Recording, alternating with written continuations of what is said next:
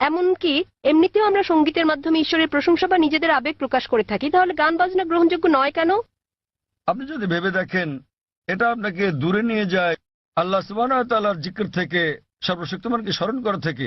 আমি ব্রাহ্মণ্যবাদের একজন অনুসারী, কিন্তু আমি ইসলামের অনেক কিছুই পছন্দ করি। কিন্তু ইসলামের নিয়ম অনুসরণ করতে হলে আমাকে কি ইসলামে ধর্মান্তরিত হতে হবে, নাকি আমার ব্রাহ্মণ্যবাদের ধর্ম পালন করেই আমি ইসলামের বিভিন্ন নিয়ম অনুসরণ করতে পারবো? স্যার, আমি আপনার অনেক বক্তৃতাই দেখেছি, যেমন ইসলাম ও হিন্দু ধর্মের মধ্যে সাদৃশ্য এবং আরো অনেকগুলো। আপনার বক্তৃতা আমি খুবই পছন্দ করি। বোন খুব সুন্দর একটা প্রশ্ন করলেন। তিনি বললেন যে তিনি ব্রাহ্মণিজমের একজন একনিষ্ঠ অনুসারী, কিন্তু তিনি ইসলামের বিভিন্ন বিষয় পছন্দ করেন। তার প্রশ্ন হচ্ছে যে তিনি কি ইসলামের এই সব বিষয় অনুসরণ করতে পারেন এবং একই সাথে তারা ব্রাহ্মণিজমও চর্চা করতে পারেন। তিনি আমার অনেক লেকচার দেখেছেন এবং অনেকটা পছন্দ করেন। বোন, প্রথমে আপনাকে বলি যে ইসলাম বা মুসলমান হওয়া কোনো উপাধি নয়। ইসলাম আবিধানিকভাবে বোঝায় শান্তি, যা পাওয়া যায় নিজেকে আল্লাহর কাছে সমর্পণ করে। তাই যে কোনো মানুষ যদি সে তার ইচ্ছা অনিচ্ছাকে আল্লাহর কাছে সমর্পণ করে, তাহলে সে একজন মুসলিম। শুধুমাত্র মোহাম্মদ, জাকির, আবদুল্লাহ, সুলতান, শাকির নাম হলে মুসলমান হওয়া যায় না, বা ফাতিমা, আয়েশা, এইসব নামগুলো আপনাকে মুসলিম বানাবে না। মুসলমান মানে যে তার ইচ্ছা অনিচ্ছাকে আল্লাহর কাছে সমর্পণ করে। তো প্রথমেই খুঁজে বের করতে হবে আপনাকে মহান আল্লাহর আদেশ কি। বোন বলেছেন যে তিনি ব্রাহ্মণিজমের একজন একনিষ্ঠ অনুসারী এবং তিনি ইসলামেরও বিভিন্ন বিষয় পছন্দ করেন। আর তিনি আমার অনেক বক্তৃতা দেখেছেন, যার মধ্যে ইসলাম ও হিন্দুইজমের সাদৃশ্য আছে। যদি এটা দেখে থাকেন তাহলে উত্তর দেওয়াটা আমার জন্য সহজ হবে, আপনার পক্ষে বোঝাটাও সুবিধা হবে। আপনি যদি দেখে থাকেন আমার হিন্দুইজম ইসলামের সাদৃশ্য নিয়ে বক্তৃতা, যেটা আমি বোধহয় প্রথম শান্তি সম্মেলন চেন্নাইয়ে দিয়েছিলাম, ইসলাম ও হিন্দু ধর্মের মধ্যে সাদৃশ্য। বোন, আপনি যদি ভেবে দেখেন, এমনকি যদি হিন্দু ধর্মের বইগুলোও পড়ে থাকেন, হিন্দু ধর্মগ্রন্থগুলো বলে যে নিজের ইচ্ছাকে ঈশ্বরের কাছে সমর্পণ করবেন। কিন্তু আমি যেটা বললাম যে সময়ের সাথে সাথে পূর্বের সকল ধর্মগ্রন্থ আগের মতো অবিকৃত অবস্থায় নেই। সেগুলো বিকৃতি এসেছে, জালিয়াতি হয়েছে, দুর্নীতি ঘটেছে।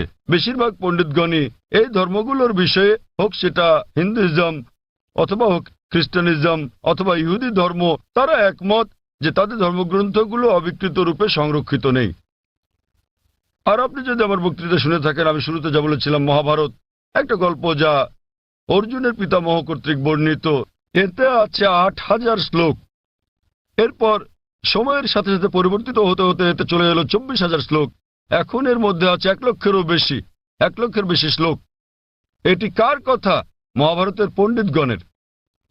তো সময়ের সাথে সাথে সেগুলোতে হস্তক্ষেপ হয়েছে, তথ্য বিকৃতি ঘটেছে, কিন্তু তা সত্ত্বেও এরকম পরিবর্তনের পরও সবগুলো ধর্মগ্রন্থেই সর্বশক্তিমান ঈশ্বরের বাণী অবশিষ্ট রয়েছে।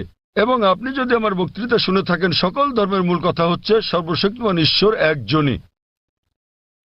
তার কোনো মূর্তি নেই, তার কোনো ছবি নেই। সবগুলো ধর্মই বলে থাকে ঈশ্বর একজনই। আপনি হয়তো শুনেছেন আমার লেকচারে আমি বলেছিলাম বিভিন্ন জায়গায়, যেমন ছান্দোক্য উপনিষদে অধ্যায় নম্বর ৬ অনুচ্ছেদ নম্বর ২ শ্লোক ১, মহান ঈশ্বর এক, অদ্বিতীয়। এবং শ্বেতাশ্বতর উপনিষদ অধ্যায় নম্বর ৪ শ্লোক নম্বর ১৯ এবং যজুর্বেদ অধ্যায় ৩২ শ্লোক ৩ বলা আছে, মহান ঈশ্বরের কোনো প্রতিমা নেই, তার কোনো ছবি নেই। প্রতিমা মানে হচ্ছে মূর্তি, ফটোগ্রাফ, রেখাচিত্র, ছবি, ভাস্কর্য, মূর্তি, পুতুল। তাই ঈশ্বরের কোনো প্রতিমূর্তি নেই, কোনো ফটোগ্রাফ নেই, কোনো রেখাচিত্র নেই, কোনো ছবি নেই, কোনো ভাস্কর্য নেই, কোনো মূর্তি নেই, কোনো পুতুল নেই। তাই সকল ধর্মগ্রন্থই জোর দেয় সর্বশক্তিমান ঈশ্বরের একত্বের উপর। আর হিন্দু ধর্মের ব্রহ্মসূত্রটি হচ্ছে एकम ब्रह्म द्योतय नास्ते नैना नास्ते किंचन। भगवान एक ही है, दूसरा नहीं है, नहीं है, नहीं है, जरा भी नहीं है। ঈশ্বর একজনই, দ্বিতীয় কেউ নেই, কেউ নেই, কেউ নেই, কোথাও কেউ নেই।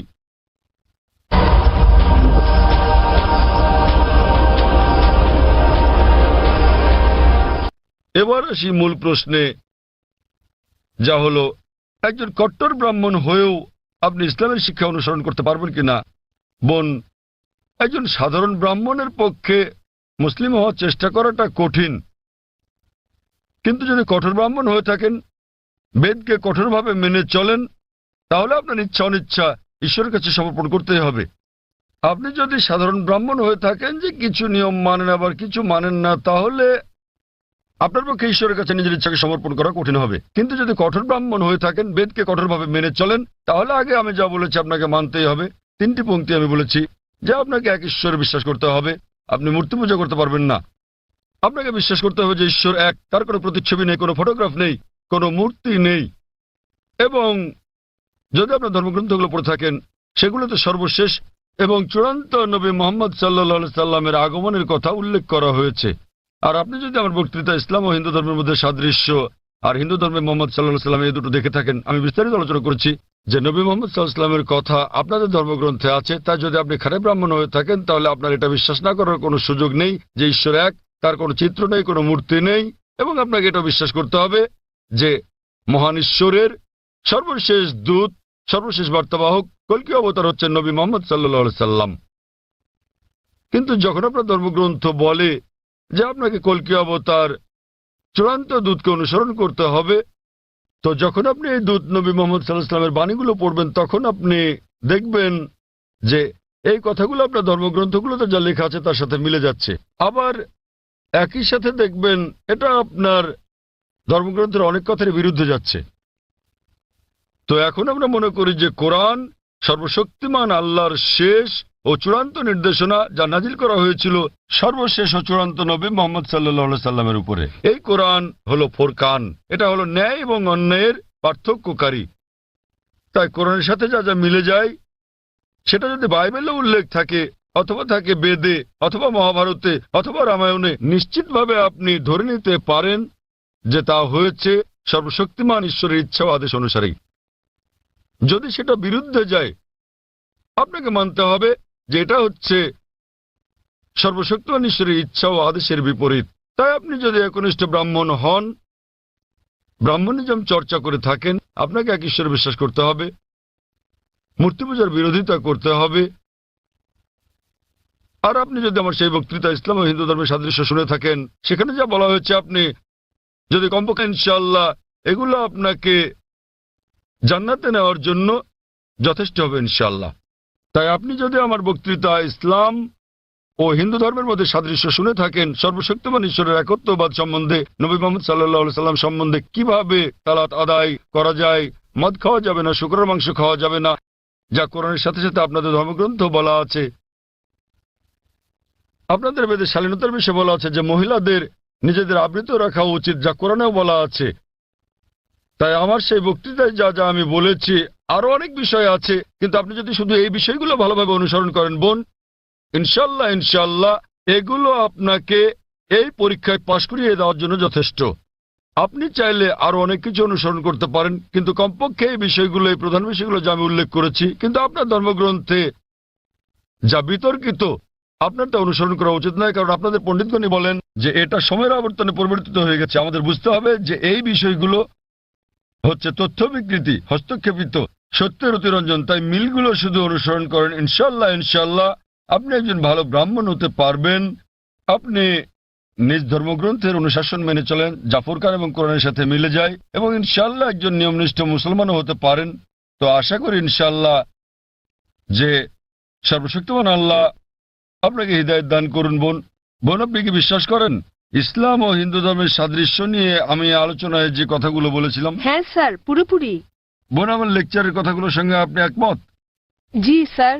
আপনি কি নিয়মগুলো মানতে রাজি আছেন? হ্যাঁ হ্যাঁ, রাজি আছি। তাহলে আপনি যেহেতু এগুলো মানতে রাজি আছেন, আমি যা বলেছি, সুতরাং আপনি প্রকৃতই নিজের ইচ্ছা অনিচ্ছাকে আল্লাহর কাছে সমর্পণ করলেন। আরবিতে আপনি বলতে পারেন মুসলমান, বাংলায় বলতে পারেন আল্লাহর কাছে নিজের ইচ্ছাকে সমর্পণকারী। তো যদি একমত হন যে ধর্মগ্রন্থগুলোতে বলা আছে এক ঈশ্বরের উপাসনা করতে হবে, তিনি ছাড়া আর উপাস্য নেই, মূর্তি পূজা করা অন্যায়, আপনি যদি সর্বশেষ ও চূড়ান্ত নবী কল্কি অবতার মুহাম্মদ সাল্লাল্লাহু আলাইহি সাল্লাম এবং তার শিক্ষার উপর বিশ্বাস রাখেন, তাহলে আমার মতে, আমি যদি আরবিতে বলি, আমাকে বলতে হবে যে আপনি ইসলাম ধর্ম পালন করছেন এবং আপনি একজন মুসলিম।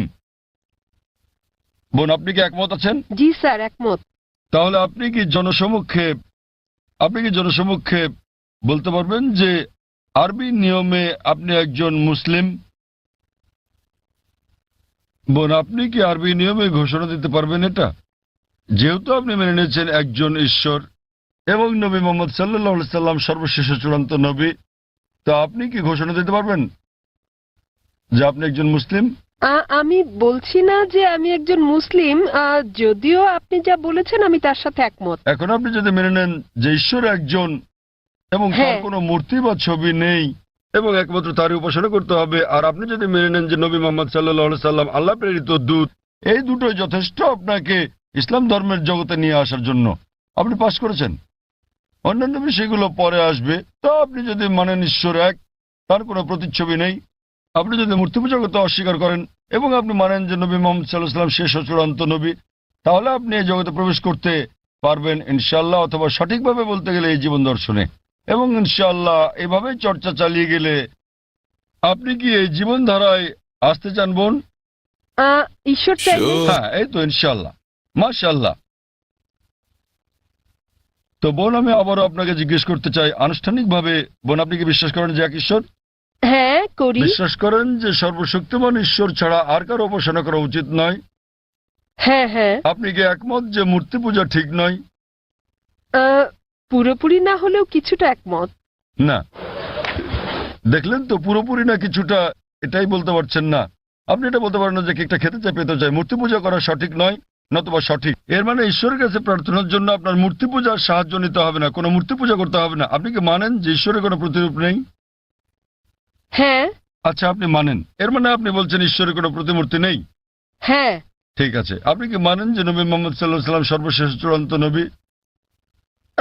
আমি আসলে এইটুকু পর্যন্ত ভালো করে জানি না, কিন্তু অন্যগুলো আপনি যা বলেছেন আমি মানছি, কিন্তু আমি আসলেই সর্বশেষ বিষয়গুলো জানি না। আপনি কি মানেন যে তিনি আল্লাহ প্রেরিত দূত? হ্যাঁ, মানি। আপনি মানেন তিনি আল্লাহর দূত? হ্যাঁ। চমৎকার, চর্চাটাই আসল। একজন নির্ভেজাল মুসলিম হওয়া সহজ কথা নয়, আমরাও চেষ্টা করছি। তো বোন, আমি যদি বলি আপনি কি আমার সাথে কালিমায়ে শাহাদা পাঠ করবেন?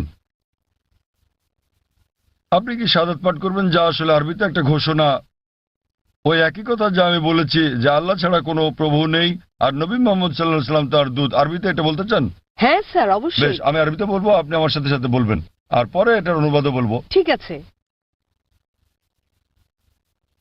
अशहदु अशहदु अल्लाह अल्लाह इलाहा इलाहा इल्लल्लाह इल्लल्लाह व अशहदु व अशहदु अन्ना अन्ना मुहम्मदन मुहम्मदन अब्दुहु अब्दुहु व रसूलुहु। व रसूलुहु। আমি সাক্ষ্য দিচ্ছি আমি সাক্ষ্য দিচ্ছি যে যে কোনো উপাস্য নেই কোনো উপাস্য নেই আল্লাহ ছাড়া, আল্লাহ ছাড়া, আর আমি সাক্ষ্য দিচ্ছি আর আমি সাক্ষ্য দিচ্ছি যে নবী মোহাম্মদ সাল্লাল্লাহু আলাইহি যে সাল্লাম নবী মোহাম্মদ সাল্লাল্লাহু আলাইহি সাল্লাম হলেন আল্লাহর আল্লাহর বান্দা এবং রাসূল। বান্দা এবং রাসূল। মাশাআল্লাহ বোন, ধন্যবাদ। এখন আপনি একজন মুসলিম এবং আমি প্রার্থনা করছি যেন আল্লাহ সুবহানাহু ওয়া তাআলা আপনাকে পথ প্রদর্শন করেন। আর আমি চাই যে ইনশাআল্লাহ সকল ভাই বোনেরা যখনই কেউ ইসলাম গ্রহণ করবেন, আপনারা তাকে জ্ঞানের দিক থেকে সাহায্য করবেন, এভাবেই আপনারা সমাজসেবা করতে পারেন।